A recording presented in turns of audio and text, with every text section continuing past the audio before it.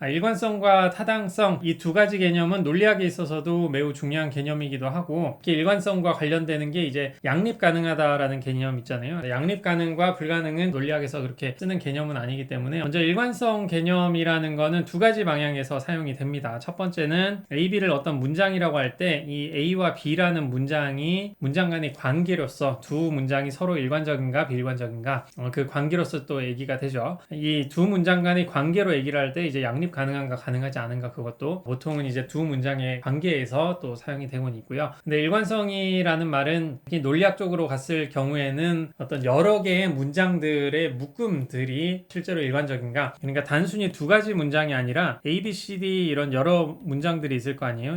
이거는 무한해도 상관없을 거 같네요. 무한한 집합일 수도 있을 것 같은데, 물론 구성적으로 어떤 패턴을 가지는 무한한 집합이 돼야 가능하겠네요. 이 경우에는 무한한 집합도 상관이 없죠. 논리학의 건전성 정리라는 걸 배우신 분들이 있을 수도 있을 것 같은데, 건전성 정리 자체가 진리 조건적인 의미론적으로는 일관성을 바로 함축하는 그런 정리이기도 하거든요. 그러니까 무한한 문장 집합들도 상관이 없고, 이런 여러 개의 문장들의 집합이라는 표현을 씁니다. 이 전체의 묶음이 일관적인가 일관적이지 않은가, 보통은 논리학에서는 이렇게 쓰는 것이고, 일상적으로는 이제 두 문장 간의 관계, 뭐 세 문장 간의 관계도 가능하겠네요. 여러 문장들의 묶음이니까 보통은 이제 그래도 두 문장 간의 관계로서도 많이 쓰이는 것 같더라 라는 것이고, 집합 개념이라는 거는 어떤 추상적인 개념으로서의 묶음을 생각하시면 됩니다. 그래서 사람들의 집합하면은 사람을 여러 명 모아놓은 그런 어떤 묶음으로, 혹은 그 전체라는 개념으로 좀 생각을 하셔도 되고, 그리고 뭐 펭귄들의 집합하면 펭귄들이 여러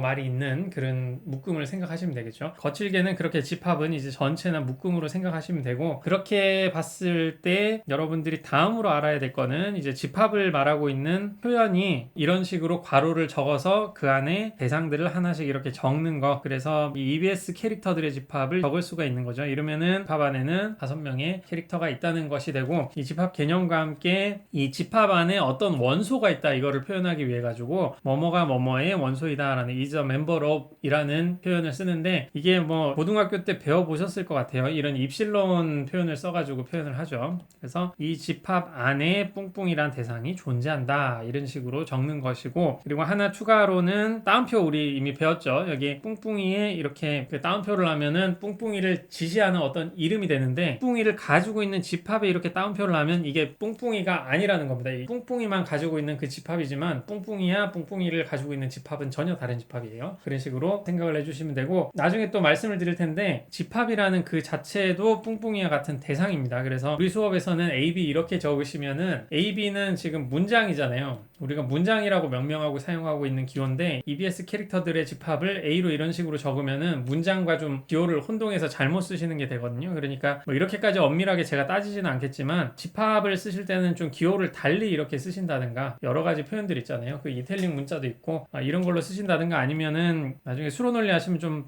문제가 될 수도 있는데, 보통은 이제 소문자로 이렇게 적는 경우가 많습니다. 왜냐하면 그 수러 논리에서도 대상을 소문자로 이렇게 적고, 나중에 수러라는 표현을 대문자로 이렇게 적을 거거든요. 수러라는 표현은 뭐 포뮬라 식이라고 하는 걸로 좀 거칠게 크게는 여기셔도 상관없고요. 대상이라는 거는 이 시간에 이제 포함되는 걸로 나중에 알려드릴 텐데, 뭐 제일 구별하기 좋은 거는 집합과 여기 있는 대상들은 이제 소문자로 이렇게 적어주시는 게 조금 편할 수가 있죠. 일관성 개념은 우리가 지금 배우고 있는 거는 진리 조건적인 일관성 개념이에요. 그러니까 일관적이다 비일관적이다를 의미론 구문론 이것도 구별해서 좀 배울 텐데, 참 거짓 값을 사용하지 않고도 일관성을 이제 설명을 할 수가 있거든요. 그러니까 여기에 A, B, C를 가지고 있는 집합인데, 대상 집합이면 안 되죠. 어떤 문장들의 집합이 이제 일관적인가 라고 할 때, 이런 집합 대신에 우리가 쓰는 논증도 일종의 집합이 되거든요. 문장들을 가지고 있는 집합. 근데 문장들의 집합과의 차이가 나는 거는, 논증은 이제 전제와 결론을 구별을 하는데, 이 집합은 전제와 결론을 구별 안 한다는 차이가 있죠. 그래서 논증이 일관적인가 라고 얘기를 할 때는 참 거짓 값을 얘기하지 않고 이거를 적는다라고 한다면, 논증이라고 하면 좀 그런데 그냥 우선 감마라고 적을게요. 헷갈리지 않게. 감마라는 어떤 문장들의 집합이 있을 때, 이걸 뭐 시스템이라고 하는데, 그걸로부터 모순이 있죠.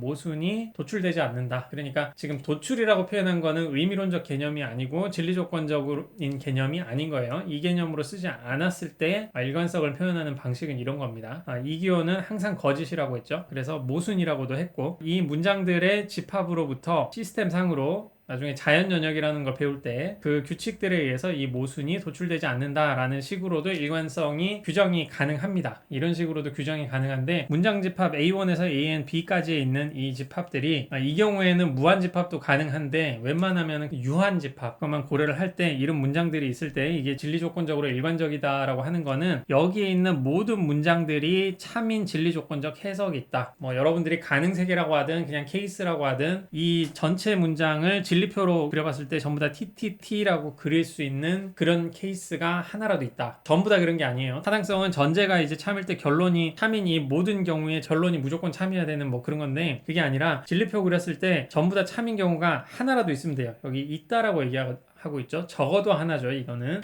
하나만 있으면 된다. 하나 이상만 있으면 된다. 그게 일관적이다 라는 거고요. 그리고 비일관적이다 라고 하는 거는 이 문장들의 모두 참인 진리 조건적 해석이 없다라고 하는 거예요. 진리표를 그렸더니 그 약식 진리표 여러분들이 그리신 것도 있죠. 막 그런 것처럼 최대한 이렇게 참참참 그렸는데 B는 이제 거짓일 수밖에 없고 뭐 그런 케이스들이 있잖아요. 예를 들어 가지고 A, not A 같은 경우에는 둘 다 이제 참일 수가 없죠. 그러니까 이 두 문장이 전부 다 참인 그런 케이스가 여기 안 보이겠네요. 이게 전부 다 참인 그런 케이스가 없다라고 하는 것이 이제 비일관적인 게 되겠습니다. 여기 격가지로 간략하게만 말씀을 드릴게요. 양립 가능하다라는 표현을 많이 쓰고 있는데 양립 가능하다라는 것도 일관성 개념과 거의 동일한 것 같습니다. 양립 가능하다는 거는 보통 A와 B가 양립 가능하다 이렇게 두 문장 간의 관계를 설명하고 있거든요. 근데 간략하게 양립 가능하다라는 개념을 말씀을 드리면 철학 텍스트에도 자유의지와 결정론이 양립 가능한가 하지 않은가 이런 얘기가 나오잖아요. 그럴 때의 의미는 A라는 문장과 B라는 문장이 둘 다 참일 수 있다. 참일 수가 있으면 돼요. 근데 여기서는 또 일 수 있다 이런 표현을 쓰고 있잖아요. 그래서 그 텍스트들을 보면은 이 부분을 좀 형식적으로 누가 정의한 걸 제가 보지를 못해서 그랬는데 일관적이다 하고 동일하게 보면은 형식적으로 규정이 되겠지만 근데 양립 가능하다 같은 경우에는 A와 B 문장만을 말하는 게 아니라 A가 이제 함축하는 바 A로부터 어떤 그 함축되는 다른 문장들 있잖아요. B로부터 함축되는 다른 문장 D가 또 있을 것이고 문장들을 다 고려를 했을 때 그런 문장들이 다 이제 참이 될 수 있는 경우 그런 경우에 둘 다 참일 수 있는 경우에 양립 가능하다는 거고 양립 불가능하다는 거는 둘 다 참일 수 없다라는 게 되죠. 이렇게 적으면 좀 오해 여지가 약간은 있지만 A와 B가 둘 다 참이다가 아니다 라는 식으로도 생각을 할 수가 있죠. 그래서 양립 가능하다라는 거는 A 문장과 B 문장이 둘 다 참일 수 있다는 거고 그런 점에서 보면 양립 가능하면은 A와 B는 이제 일관적인 게 되겠죠. 그리고 A와 B라는 문장이 둘이가 이제 일관적이라면 둘 다 참일 수가 있으니까 양립 가능한 게 될 것이고요. 그리고 A와 not A는 둘 다 참일 수가 없으니까 이건 양립 불가능한 게 되겠죠.